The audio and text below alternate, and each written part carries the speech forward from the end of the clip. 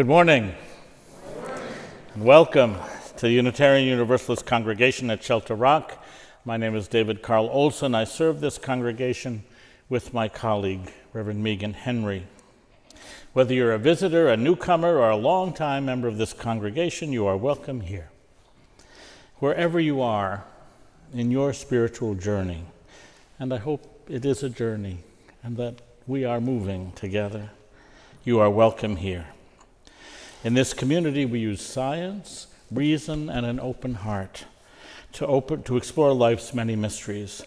If you'd like to learn more about this congregation, please speak to one of us up front, to go to the welcome desk in the main lobby, or to go to our website at UUCSR.org. Each Sunday, we offer a light lunch immediately after the service in our social hall. We'll have a special 4th of July lunch today. We ask for a modest donation, but if you are a first or second time visitor, lunch is on us, and no one is ever turned away for the inability to make a donation. One important note, we are now in the midst of our annual membership renewal period. Each of us must make a financial contribution by the end of July to remain a member in good standing of this congregation. Please respond to the letter that's gone out to each member this week, and you may also simply go to the giving page on the website and make your contribution. At Shelter Rock, we aspire to be a loving religious community where we can grow spiritually and build a more just and joyful world. You are welcome to join us on the journey. Thank you.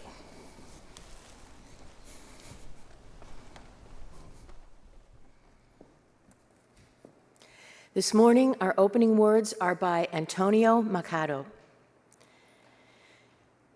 Has my heart gone to sleep? Have the beehives of my dreams stopped working? The water wheel of my mind run dry? Scoops turning empty, only shadow inside? No, my heart is not asleep. It is awake, wide awake. Not asleep. Not dreaming. Its eyes are opened wide, watching distant signals, listening on the rim of the vast silence.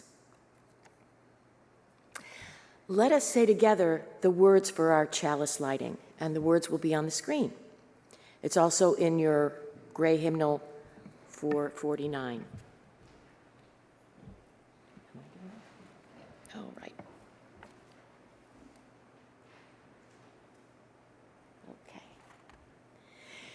We hallow this time together by kindling the lamp of our heritage.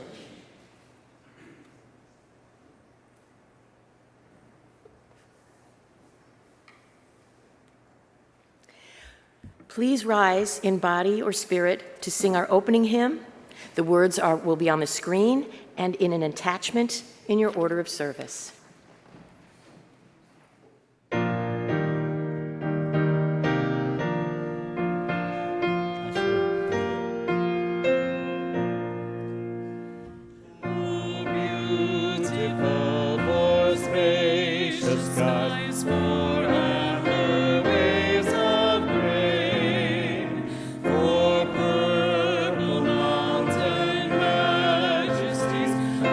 Above the fruit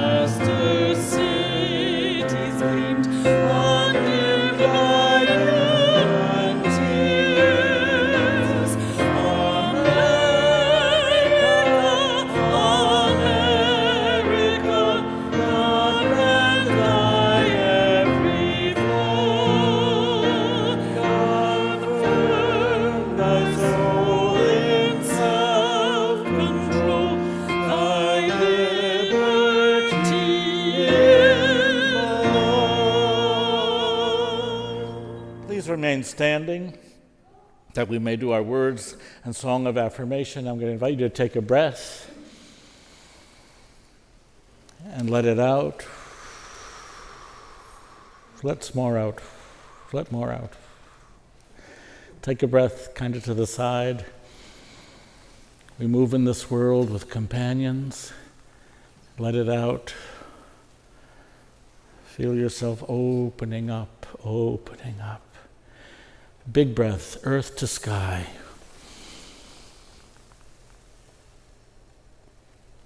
Let it out.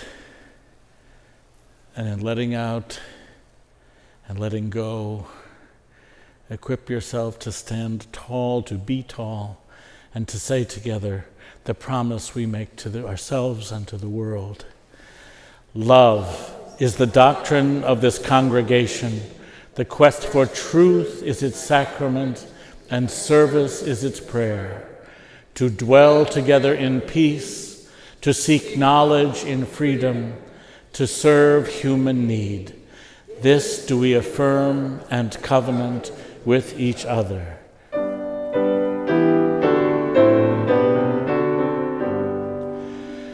From all that dwell below the skies, let songs of faith and hope arise. Let peace, goodwill on earth be sung, through every land, by every tongue. Please be seated.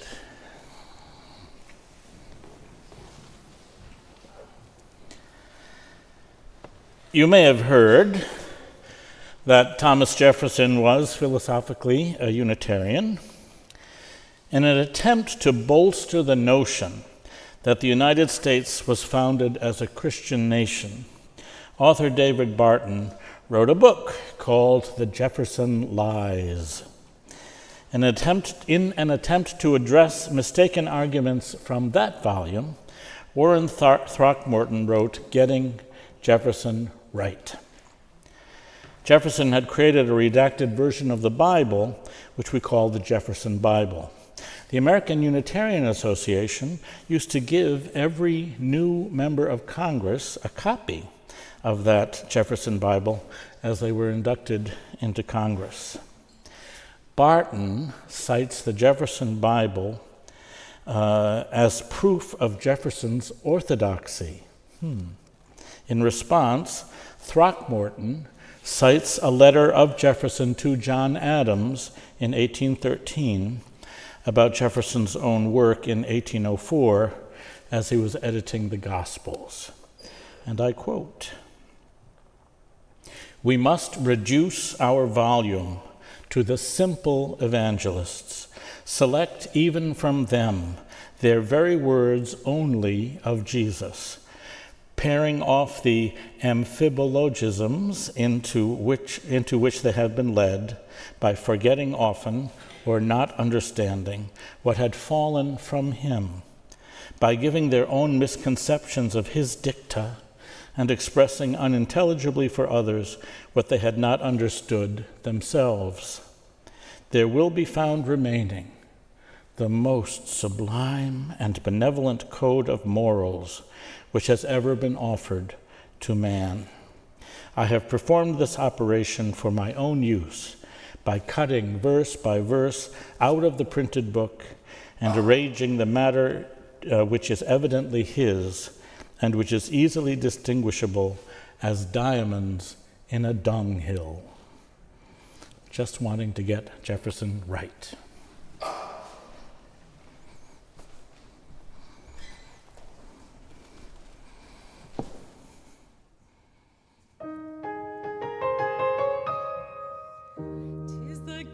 To be simple, 'tis the gift to be free, 'tis the gift to come down where you ought to be, and when we find ourselves in the place just right, 'twill be in the valley of love and delight.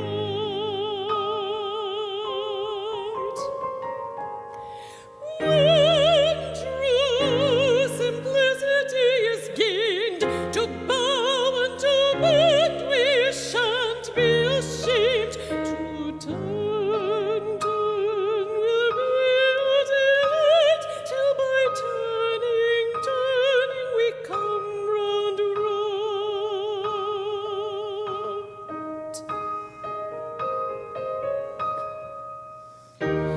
'Tis the gift to be simple, 'tis the gift to be free, 'tis the gift to come down where you ought to be. And when we find ourselves in the place just right, 'twill be in the valley of love and delight.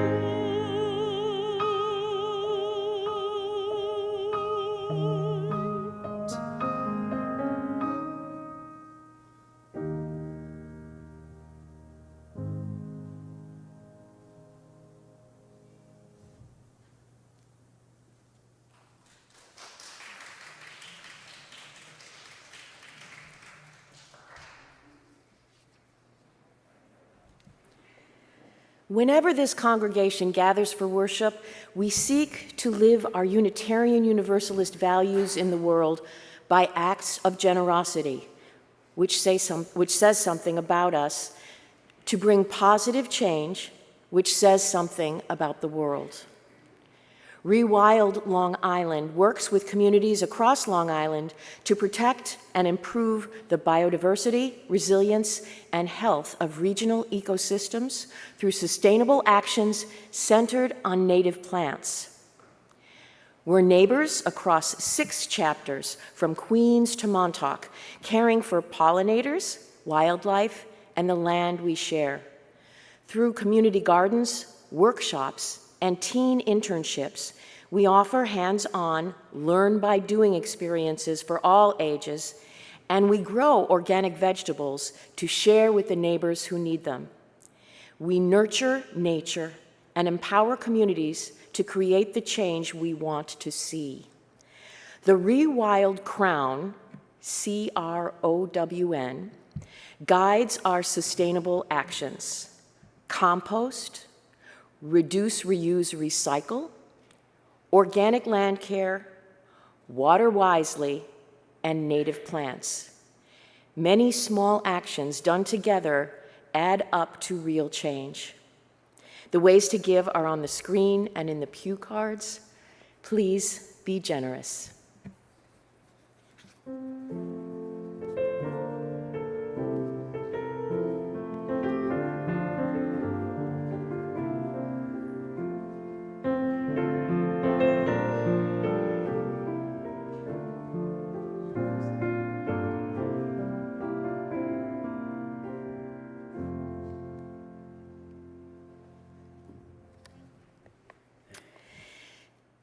Today's reading. African American churches and other organizations in New York began formally noting the contrast between celebrating the 4th of July as a day of independence and the fact of the continuation of slavery in the United States. July 5th began to be called Emancipation Day by Mother AME Zion Church and other institutions. On July 5th, 1827, over 2,000 people gathered in St. John's Park in what is now Tribeca to call for emancipation. They marched to City Hall and met with the mayor. The United States Congress passed the Fugitive Slave Law in 1850, which allowed slave catchers to return people to slavery. That law was signed by President Millard Fillmore, a member of the First Unitarian Society in Buffalo, New York, ostensibly to bring its illegality to light and to have it overturned. In 1852, Frederick Douglass spoke at a 5th of July celebration in Rochester. This is the 5th of July speech by Frederick Douglass. I take this law to be one of the grossest infringements of Christian liberty, and if the churches and ministers of our country were not stupidly blind or most wickedly indifferent, they too would so regard it.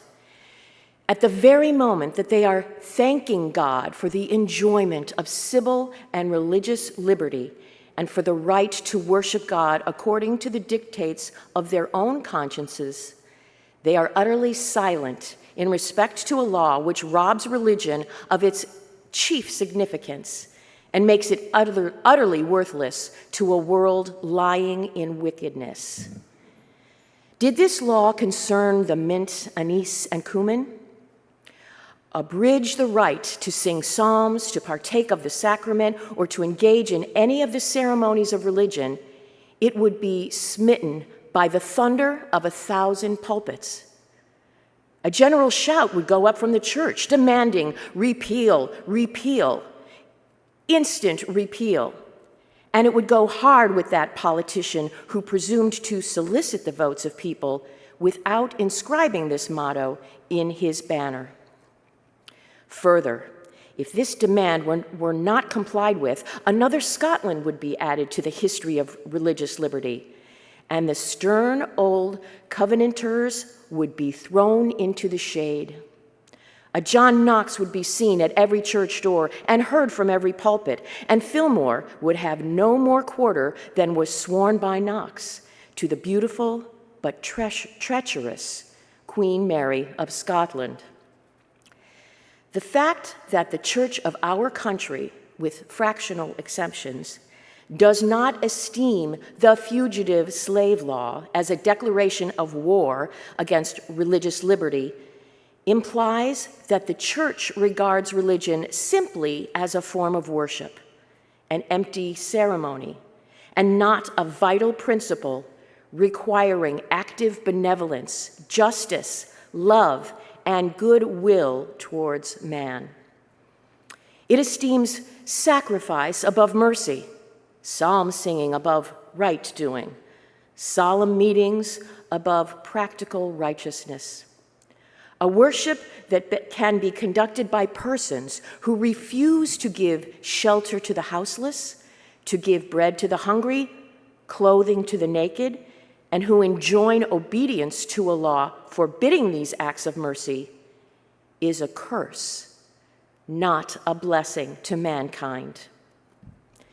The Bible addresses all such persons as scribes, Pharisees, hypocrites, who pay the tithe of mint, anise, and cumin, and have omitted the weightier matters of law, judgment, mercy, and faith.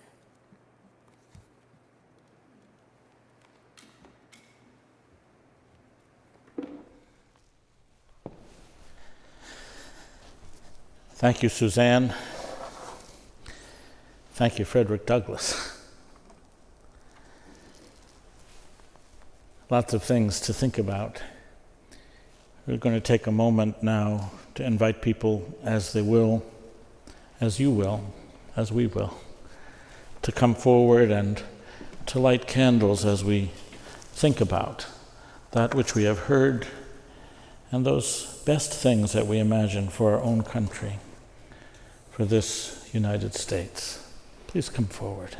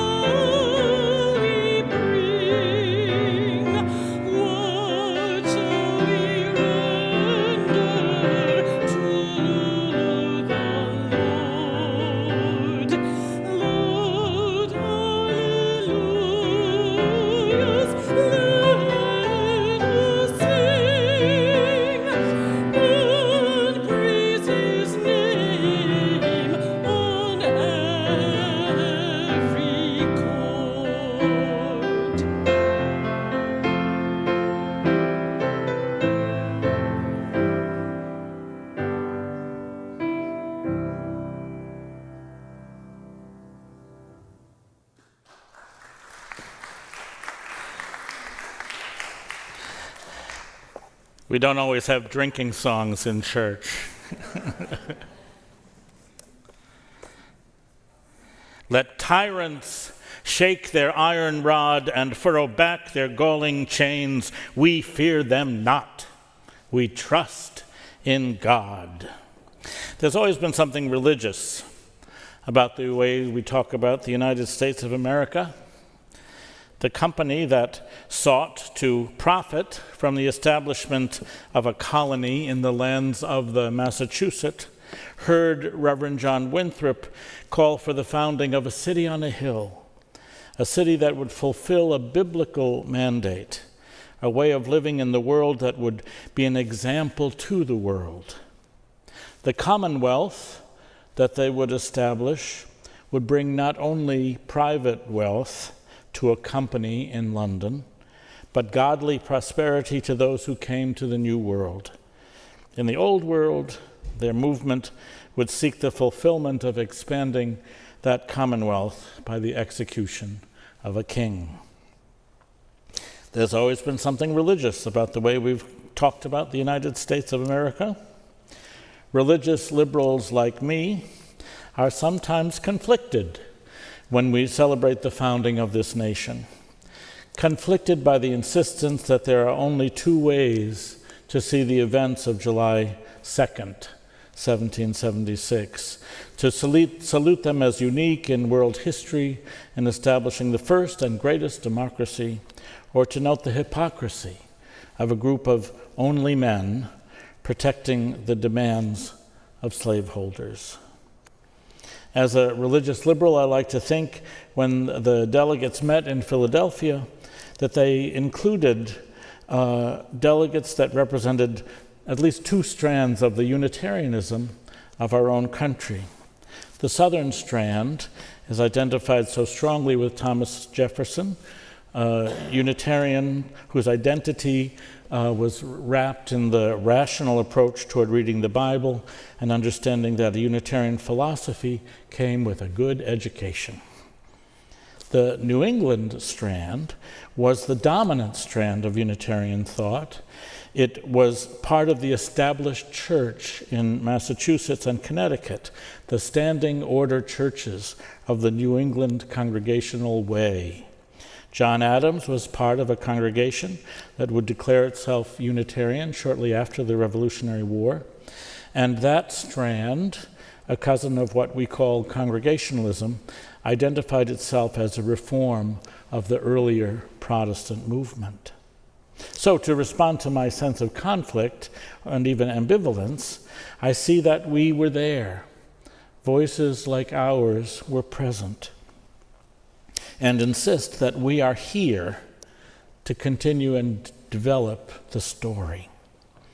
On July 4th, 1776, the unanimous declaration of the 13 states of America united that when in the course of human events it becomes necessary for one people to dissolve the political bands which have connected them with another, and to assume among the powers of the earth the separate and equal station to which the laws of nature and of nature's God entitle them, a decent respect to the opinions of mankind requires that they should declare the causes which impel them to the separation.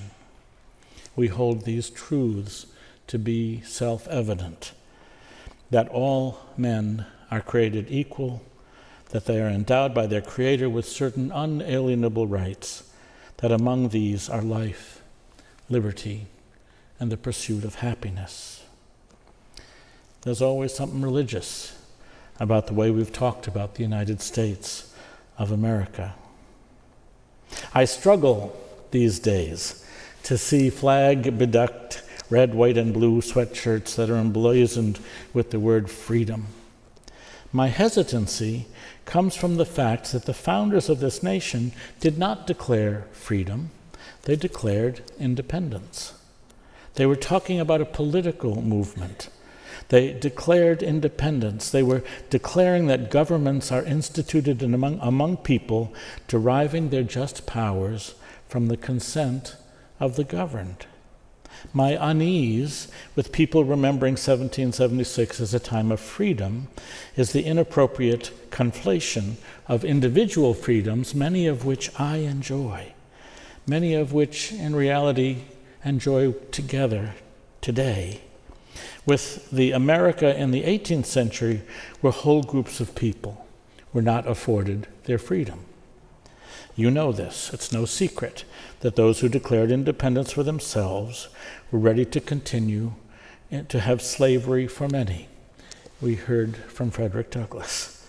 Indeed, an article in the proposed declaration that called for the abolition of slavery could not be included. The independence that was declared did not grant freedom to the indigenous peoples who already existed in the 13 colonies and in the rest of the continent as European powers were claiming portions of the New World. Independence was what was called for. Independence from royal king and his nation. Freedom, individual freedom, that's certainly not something that was contained in the deliberations in 1776. Still, in my heart, I think of a moment in my own life of standing in the auditorium of the United States Embassy School in New Delhi, India, singing with my college choir, Jana Gana Mana Adinayaka Jaya He Bharata Bhagya Vidata. These words of Rabindranath Tagore, the national anthem of India, but also, Oh, beautiful for spacious skies, for amber waves of grain. There's something about the sensibility of that song. It's religious too. And on that day, it brought me and a stage full of well-educated young Americans to tears. That song, or that poem, written by the daughter of a Congregationalist minister, Catherine Lee Bates, that lesbian professor from Wellesley College, who had just returned from a trip with her partner to Pikes Peak. She was so inspired by the vista. She wrote, O beautiful for patriot dream that sees beyond the years thine alabaster cities gleam, undimmed by human tears. Not a vision that was yet realized, but a vision that recognized that tears are part of the story of this country.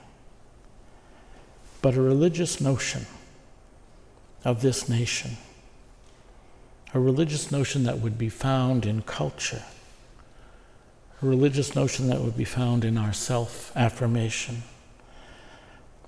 America, America, God, mend thine every flaw. Confirm thy soul in self-control, thy liberty in law. It's personal. It's personal. You may know that on Christmas Eve I wear a navy blue robe with wide velvet panels. That robe was made for me by my sister Donna. Each of my sisters and brothers and my mom, Shirley, my dad, Bob, made a contribution to the robe by picking a button that reflected an aspect of my character. You can't see them. It's folded underneath the velvet. Someone gave me a button that was a peace sign, the symbol of my public activism against war. Someone found a button that was a tape measure. That evoked the years I spent working in costume shops as a sewer and as a designer. Someone found a music note that spoke to my vocation. There is a very precious button, one I keep up here. It's a heart-shaped button, but it's red and white and blue. It's an emblem of my American identity, of my patriotism, my heart for this country and all it hopes to become as we persevere in fulfilling the democracy that we are called to be about building. What we sometimes lose when we talk about the meaning of the Declaration of Independence was a bit of theological anthropology. The question of what does it mean to be a human? In the nation from which we declared ourselves independent, there were two theological anthropologies. There were two kinds of human. Some were noble, even royal. They were born into the class of landowners that had certain social situations that would then be passed on to their own. They were the superiors of humanity. They had their own theological anthropology, their own value, their own meaning. Others were common, not noble, maybe ignoble, of a lower social standing, of lower value. Through political struggle, especially between the emerging tradesmen and manufacturers and then merchants, they had won their own house in Parliament, for example. They'd begun to have a voice, but they were two different kinds of human being. They had a lower anthropology. They were not of the noble class. The great contribution of the Declaration of Independence was the declaration of the humanity and the equality of all of us, that we are endowed by our Creator with unalienable rights, all of us, all with the same theological anthropology. A leader of the social movements during my years in Massachusetts was Representative Byron Rushing, historian, director of the African Meeting House, and interpreter of the struggles in our country for expanding freedom. Representative Rushing stood on the steps of the Massachusetts State House, I remember, and declared that America was a project for completing democracy, was a project for extending and expanding the opportunity for the self-government of the people. He saw the need for government to exhibit that it derives its just power from the consent of the governed.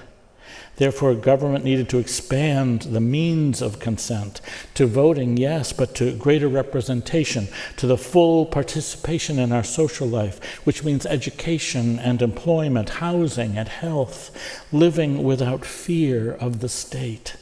All these are part of perfecting our democracy. And not perfecting. Will the perfect ever come? I do not know. But developing, extending, deepening our democracy, fulfilling our promise.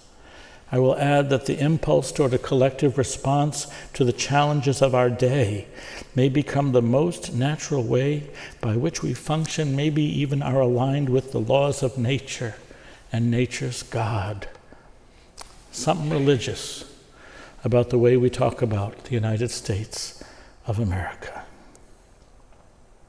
William Billings is sometimes called the father of choral music in the United States. He served as the choir director of several standing order churches in Boston and published the New England Psalm Singer, the first choir book in our country in 1770. His song Chester, which you just heard, was first performed in 1770, but it became extremely popular, accompanied by fife and drum corps during the Revolutionary War, with new verses added as the Continental Army had successes. When God inspired us for the fight, their ranks were broke, their lines were forced, their ships were shattered in our sight, or swiftly driven from our coast. Some verses gave meaning to terrible events. Some were just boasting. The foe comes on with haughty stride. Our troops advance with martial noise. Their veterans flee before our youth, and generals yield to beardless boys. Ha! Some remind us that there's something religious about the way we talk about our country, its history and its aspirations, its hubris and its capacity to make restitution, its resilience and its demand that we be about working toward a more perfect union. This is my hope. The country where my heart is, here are my hopes, my dream, my holy shrine. America, America, I pledge to do my part to be about the work of justice, to practice my religion not as an empty ceremony, responding to Mr. Douglas, but as a vital principle requiring active benevolence, justice, love, and goodwill towards humankind. I seek to exhibit mercy, right-doing, practical righteousness, to worship by giving shelter to the houseless, to giving bread to the hungry, clothing to the naked, and welcome to the widow, the orphan, the stranger, the immigrant, the refugee. What grateful offering shall we bring? Billings asked. What shall we render to the Lord? It's long been something religious when we talk about this country. May my life, may our religious life, so ordered, become that something religious. When we talk about the acts we will attempt, the roles we will play in this house, in this county, and even in this state and nation, loud hallelujahs let us sing and praise his name on every chord. So may it be. Ashe, Ashe. Peace, salam, shalom. I love you. Amen. Take a breath.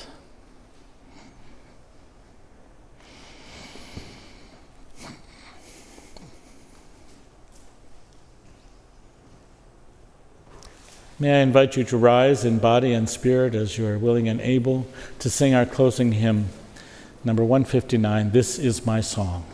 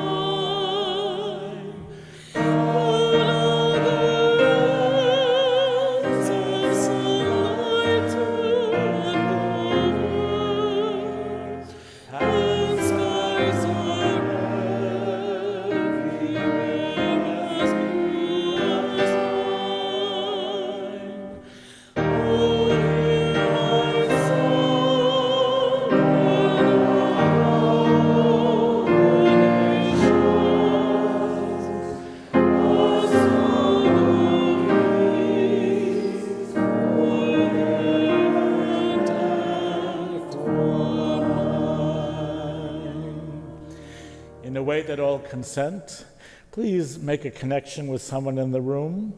You may lean, you may fist bump, you may hold hands if you both agree. We're all in this together. Find a little connection. Hearts in this room, hearts in this congregation, hearts by which we pledge ourselves to the best that we believe, to the best that we can become. Though this flame may be extinguished, may our lives so shine into the world that all our hopes and dreams are fulfilled. Blessed be. Please be seated, and I think we'll hear some beautiful music. Want to go for a walk? Yeah, let's try.